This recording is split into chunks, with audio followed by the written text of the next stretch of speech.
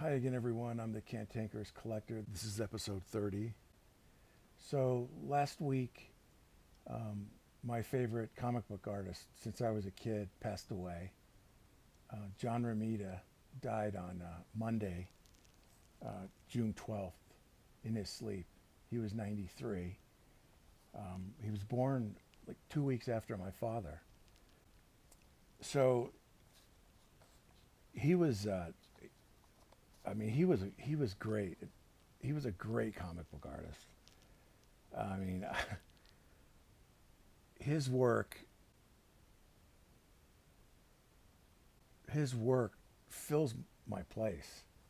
I mean, there's just so many collectibles and stuff I've bought over the years that have his artwork on them, and it's really amazing. I mean, he's, other than family, he's like one of the few people I probably think about every day because I'm surrounded by his artwork.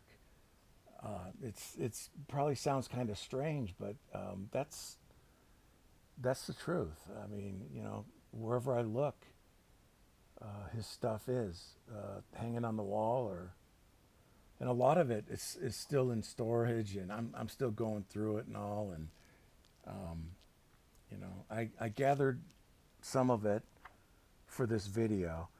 I'm not going to talk about his life and stuff. But, he's been interviewed so many times, and there's books about him, and you can go online and there's just find out all the details of his life. I mean, I was fortunate to have met him, I think 4 times, and they were all at different San Diego Comic Cons. And he was, real gentleman, real nice guy. And, you read some of the things that people have been saying about him, not just after he died, but, um, his whole tenure during working at Marvel as an artist and as the art director there.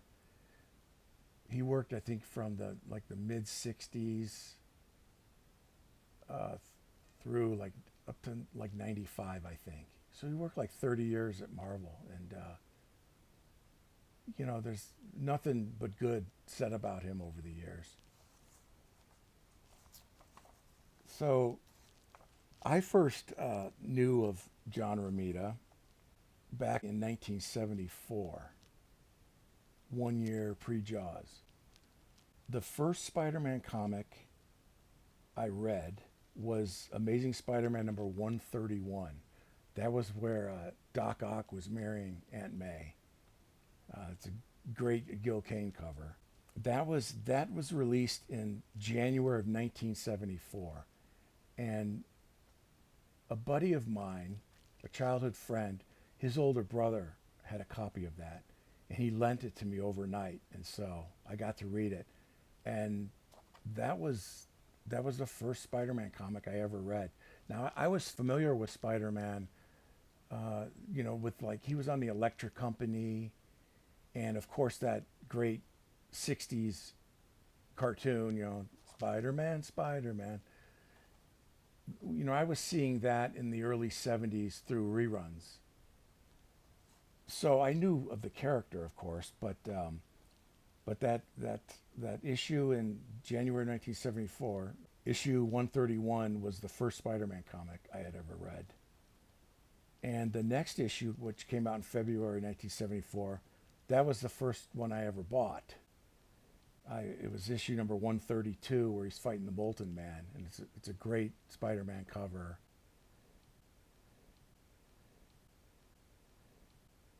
I still remember I bought that at, I think it was a department store. They were having some type of Spider-Man promotion or something, and I believe I had my parents buy me that particular issue, and then the Ben Cooper Jiggler, those rubber figures, in his hands. His arms were out like this, and it came on an elastic string.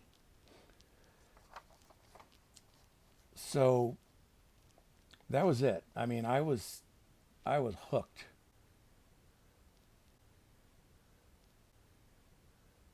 I would also buy Marvel Tales, and Marvel Tales reprinted earlier issues of Spider-Man.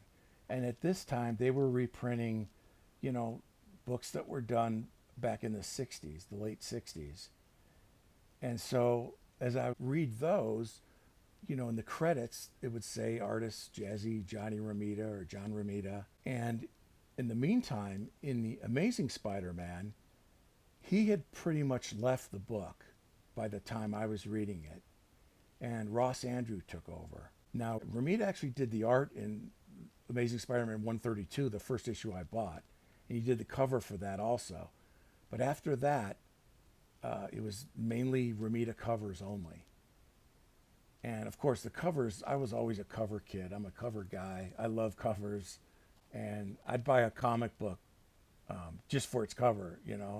I mean, I'd look at the interior art and I'd be like, but if the cover was really cool, man, I'd pick the comic book up. And I still do that to this day. I'll occasionally pick up a book just because of its cover. So as I read these Marvel Tales, old reprint issues, I would think, God, this guy is really good. John Romita, who is this guy? This is, this looks so good. He draws Spider-Man better than anyone. And I have felt that way, up until now. I mean, he was awesome. He drew Spider-Man better than anyone. And everything else too, the villains, the cast of characters, the backgrounds, the cars, the buildings. His artwork was damn near perfect. I mean, it was the best comic art I've ever seen. And I remember as a kid thinking, God, I wish this guy could draw all of the comics. Because, I'd pick up a lot of other books, whether it be Thor, Avengers, Fantastic Four, and, some of those done by really great artists. Sometimes the covers were done by Romita, and then you open up the book and it's done by someone that's maybe not as good. Man, he had something that no one else had, and he was just awesome. And so I would go to the store, and each month I'd buy about 5 Spider-Man comics. I'd buy Amazing Spider-Man, Marvel Tales, Marvel Team Up, which usually included Spider-Man guest starring with another Marvel character, and then Peter Parker, the Spectacular Spider-Man, which I think started in '76, which was a couple years later, because Spider-Man he was their flagship character at the time. Him, Captain America, and the Hulk, but Spider-Man was, I think, their main character, and they were trying to get him into television and stuff, which they did in the late '70s. And then I also bought Spidey Super Stories, which debuted in July of 1974. So just a few months after I started buying Spider-Man comics, I picked up the Spidey Super Stories. Now, these were written in conjunction with the Electric Company, who Spider-Man would, guest star on. He'd walk around like this, and he wouldn't talk. He would, it was kind of silly, but it was for little kids at the time.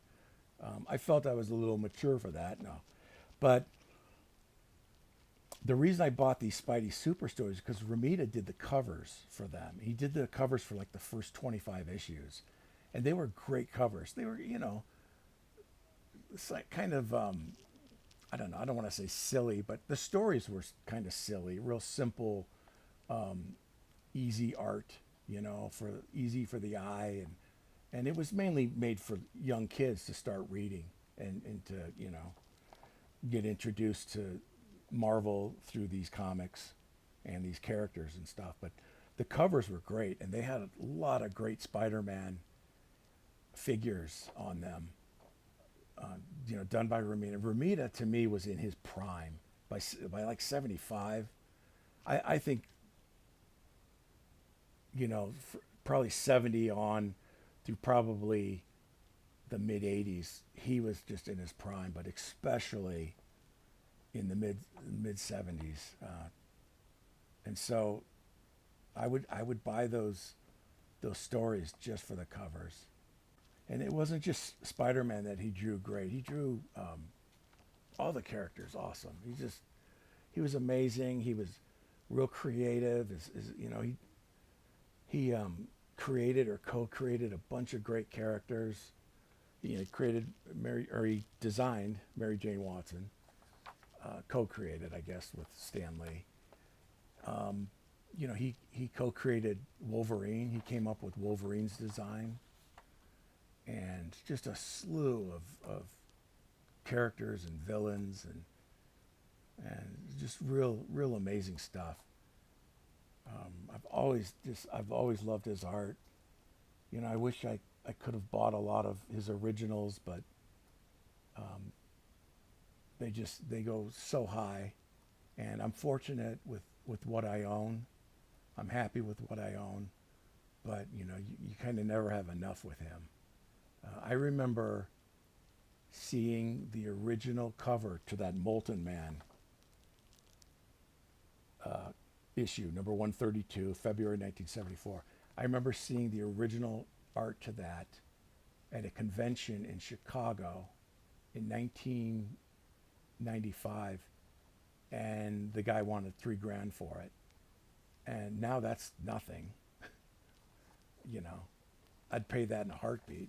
Not that I'm not saying that's inexpensive. That $3,000 is a lot of money, but for his work, that cover probably would sell for out of 60 to 85,000 now. It's really crazy, the whole art market, and I certainly don't want to get into that now. But so, anyways, I thought I would just grab a bunch of stuff and show you some of the stuff I have. I do have stuff on the walls.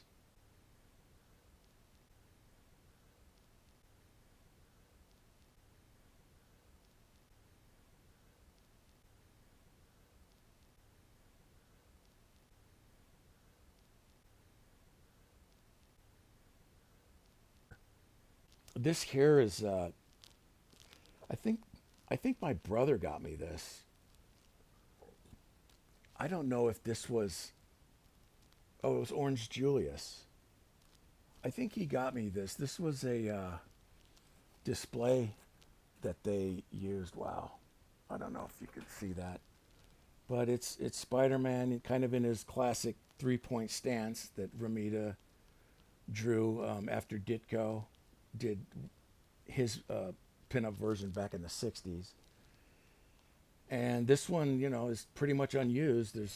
Usually they write, the price of the item on here. It's got a little damage here, but I think this came out in like 90. He's drawing Spider-Man with the bigger eyes, which I never liked. I'll do an episode on that one of these days, and that'll piss everyone off. But I like the way he drew him in the 60s and the 70s and the beginning of the 80s. I've got this Hasbro Yahtzee. This is Yahtzee. You shake it and the dice are inside.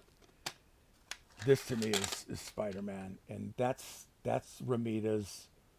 pretty much Romita's original design on how Spider-Man looked for at least 20 years, 25 years. And that's the way I think his eyes should be drawn. And I won't get into that now, but you'll see a lot of this stuff I have that he did. That here's some of this stuff is still in its bags. I don't know if you're gonna see that. This is like a pillow magnet. I don't know. This came out in the 90s, I think, sometime. But this was an earlier drawing that Romita did of Spider-Man. A lot of old classic. I didn't take any of this stuff out yet, but here's a license plate still on the card that, has his artwork, and that great, one of the best drawings ever done of Spider-Man was crawling flat to the ground. These were magnetic memo holders, with all of the famous Romita poses on them. Now, a lot of these poses were originally done by Ditko for pinups and stuff in the comics, and then Romita went and kind of redid all of them in his style, and I mean, they took all those and made little magnets out of them. That's, I think, from the late 70s. Here's an original John Romita drawing. This is an original art. This is the Silver Age sketchograph card. This is the character he designed, the Rhino, back in, 65 or 66? Can't remember. And these are pretty sought after now. The market has just gone total ape shit. This is the Kingpin, who he co-created with Stan Lee and designed. Another original. This is a cool, very cool sign that came out for comic book stores to promote Spider-Man wearing his new costume that he had. I think it was either 85 or 86 during the whole Secret Wars thing. But this is a vacuum form, three-dimensional piece that I always liked. That was really cool. They sent these to comic book shops to hang up in their store.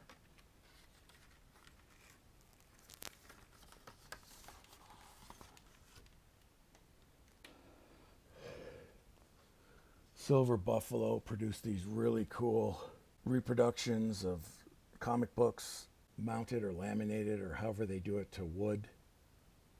And this is the great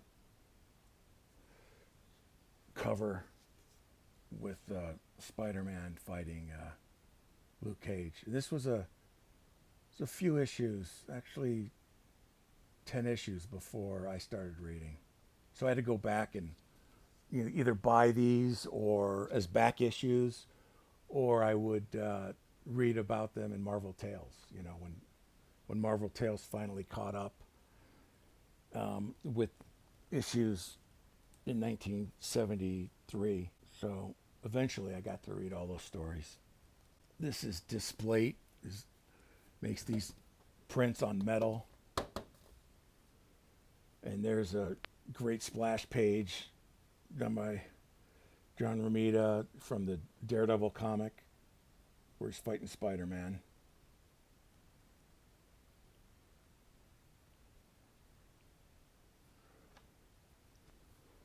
I mean, whenever I see stuff by him, I usually pick it up. So Amazing Spider-Man number 67. Metal display, metal plate. Some of this stuff is still sealed because, eventually I'll get it hung up, but I keep the seal on so it doesn't scratch. This came out last year. I was really surprised to see this. This was at Hobby Lobby. This was really cool. So this goes, see, his foot is flat here, along with this one, and you put it up alongside the wall, or let's see, you hang it up so this goes against something flat, and I thought it was really cool. I don't remember what issue this was from. It's from I believe from the late 60s somewhere, but it's made of wood. And I love wood. I love stuff on wood or embossed metal. Of course, he worked on these Marvel calendars back in the 70s. These were some of my favorite collectibles back then. This one he did the cover. I love these. These were so cool because they let they would let one artist do, or one or two artists do each month in each character. And here's John Romita's July, that great Captain America Falcon drawing.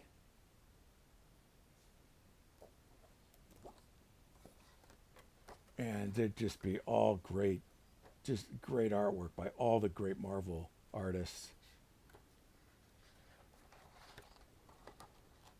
I bought, I love this piece. Happy 1975. That's Romita art with all the Amazing Spider-Man cast of characters. I've bought a few of these of each one because I want to frame some of these. Some of these are so wall-worthy it hurts. I mean, I love these. Those are some of my favorite collectibles of all time. And they did them for a few years. Here's the 1979. I missed this one when I was a kid. I don't remember seeing it, but I think I saw it for the first time on eBay. This was 79. And there's Romita's cover of the Hulk.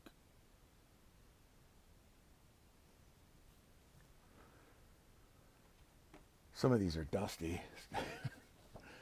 I love this. This is 1978, and this is great Romita cover. Awesome. I mean, his Spider-Man were so great. And in fact, I will scan in stuff like this, and then I end up tracing it in like Adobe Illustrator, which gives it, you can make vector art out of it. And vector art you can enlarge to, however big you want, and it's the quality of the line art, stays the same. And I've actually done a lot of these figures that Romita has drawn over the years, including this one here. In fact, there's a half Peter Parker, half Spider-Man. And I'll show you what I did. I did this several years ago. It's so big, it's hard to find room for it. But, I mean, this is laminated on like thick gator board, and I got a hole punched in it at the top. And look at that. That's boss. And so that was taken. I don't know if it was taken from the back of that calendar, or because he's done this type of drawing a couple times where you get two, or you get half-face Peter, half-face Spider-Man. I know he did it on the back of a Treasury magazine too, but I just checked that the other day, and this particular drawing doesn't come from that. I mean, I can go on and on, I'd go on and on. I don't know if anyone's into this stuff or not, but here's so the original Aurora Captain America, which I think he did the original, which was a different drawing than this one. And then they've reproduced this a couple different times. This actual model kit. And so that's the artwork of that. I don't know if this is picking this shit up or not, but some recent stuff, just a piece of metal Spider-Man figure that Hobby Lobby had for a while. Another Hobby Lobby, the great Crisis on Campus cover art. Very cool, very cool. This is a king size special number 6, Amazing Spider-Man. Romita cover art where he's fighting the Sinister Six. And this is printed on embossed metal, and you all know how I love embossed metal. Yeah, boy. Very cool. All the characters are embossed. This, I think I still see at Hobby Lobby. This is just kind of like a three-dimensional cutout made of wood, and the figure printed on wood gives it like a three-dimensional look. From the issue number 65, Escape Impossible. Oh God, he did. This is his artwork from it. Is it Iron Man number 8, the great Gladiator cover, and he did that. And there's a sticker of the Iron Man head. Captain America artwork. This is a patch.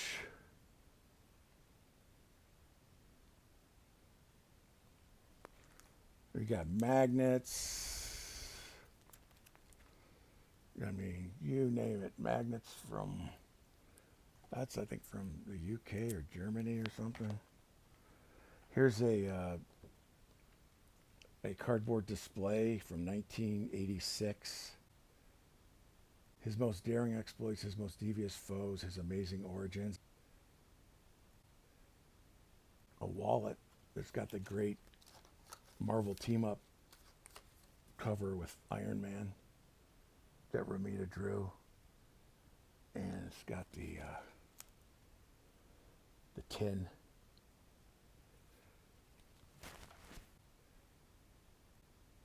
Another button.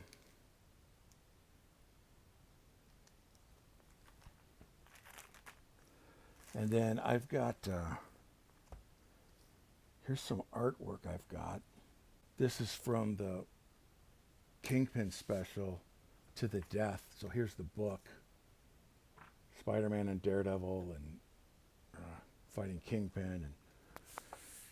And Romita did the pencils, and I think it was Dan Green that did the inks. This is page 35. Very sweet art. Very sweet art. Great figures. You know, the eyes are, Spider-Man's eyes are too big, but it's cool to have an original Daredevil by Romita, because that was his favorite character.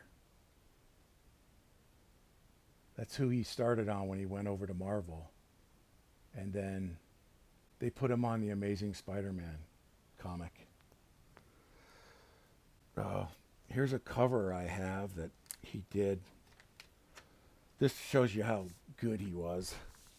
This is from the early 90s, I believe. Captain Planet and the Planeteers. And he draws this young girl controlling all of these animals.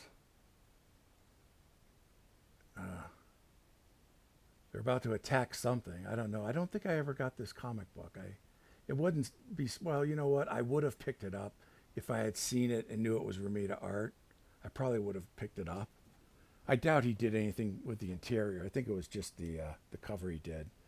But I would have probably picked this up if I had seen it. But it's just, that shows you how good he was. And his inks, you know, his inks were my favorite. Actually, I think he's underrated as an inker. I think he's the best inker ever in comics. I mean, and I love like Joe Sinnott. He's probably my second favorite. Tom Palmer I love, but John Romita's inks were, his brush strokes and the weight of his line and just the command that he had with his ink brushes was just amazing to me. I mean, there's nobody better in my mind. And you see it in this Captain Planet cover. The bear, his fur, and the turtle's shell. I mean, it's just amazing. So here's a, he did a lot of like promotional stuff. He was the art director, so he did a ton of promotional stuff. But they had tie-ins. Marvel Comics tied in with a lot of companies. You don't see that now, but they would tie in with like all detergent, and you go and if you buy a bottle of all detergent or Cheer or whatever, you get a free poster. They had a lot of that stuff in the 70s and the early 80s. And they would also do comic books. If you sign up for a subscription for the Times Herald or whatever, you could get a free comic and stuff. And he would do the comic book. He would do the art for the comic, or at least the cover. And this one here was for I think Sanger Harris. I think that's a department store in Dallas or something, if I remember correctly. But here you would get, this is a page from that story. And what's really cool about this is you're not only getting the pencils, but you're also getting the inks in this story. And as much artwork as John Romita did, especially comic book, sequential art like you're seeing here, he didn't do a ton all by himself. A lot of times he penciled it and somebody would ink it, or he inked somebody else. But to see a page where he did all the pencils and the inks, I mean, this is magic. I mean, this is so boss. It's amazing. This page, of course, has the Hulk covered with sand, and the Sandman, which is been one of my favorite characters. Here is a really cool drawing of Mysterio for the Marvel Universe Handbook. He penciled it, and Joseph Rubinstein inked it. And he did a great job inking this, because this looks really good. But this is Mysterio from 1983. It's Mysterio in the night, 'cause it's right, and you don't know how to fight. It's Mysterio.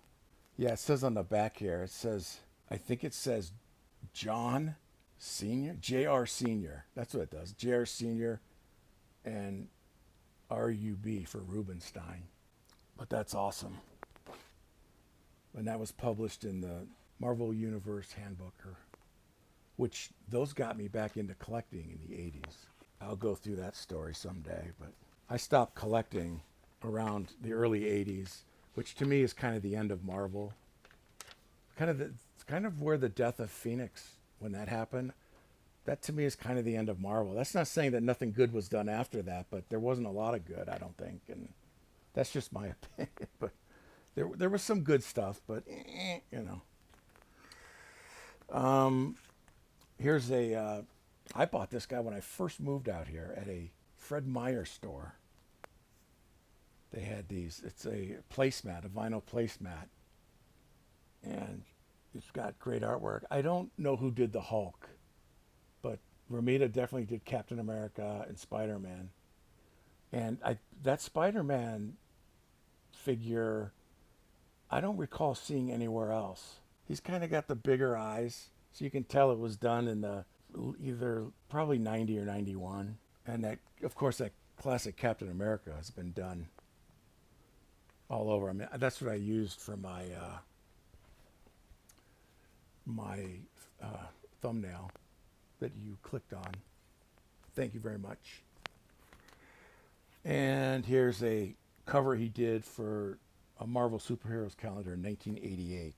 So his eyes, the Spider-Man eyes, were still decent. And that's when McFarlane came aboard and stuff and changed the way they do everything. And, Romita, as an art director, he kept kind of a tight ship on the Marvel house style. All artists have a different styles and stuff, which is great. But they wanted the artists to draw the characters like they should be drawn, like they had been drawn. They lost that in the late 80s, and it just went crazy, and people were doing everything. And there's some stories. There's some things that I know John Romita said that I won't say now, but um, I think he just kind of, I don't know. I don't want to say he gave up, but it just, because, I mean, let's face it, Marvel Comics was selling a lot of comics with those image clowns. And um, so I think he just decided, well, it was towards the end of his career, and he just kind of let things um, just go the way they were going. This is a great drawing he did of, this is for the December month. Just a great drawing of Spider-Man with the Santa Claus hat.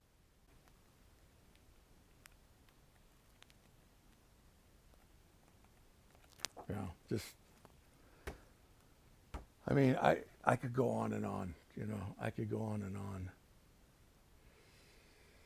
There's stuff up there, you know, if you see in my earlier videos, I have a big Spider-Man cutout that I did. That's Romita art. So, I mean, I don't know. This is kind of my tribute to him. I mean, he did just a lot of amazing artwork. He was the best. He was the best, and a real nice guy, real good guy. So I hope you enjoyed watching some of this stuff. I got to hang up a lot of this, and I cherish a lot of this stuff. It's really cool, especially the originals. I mean, God, you know, it's, you got to shell out a lot of money for that stuff now, and that market's passed me by. But anyways, hope you enjoyed this. Thanks for watching, and I will see you soon.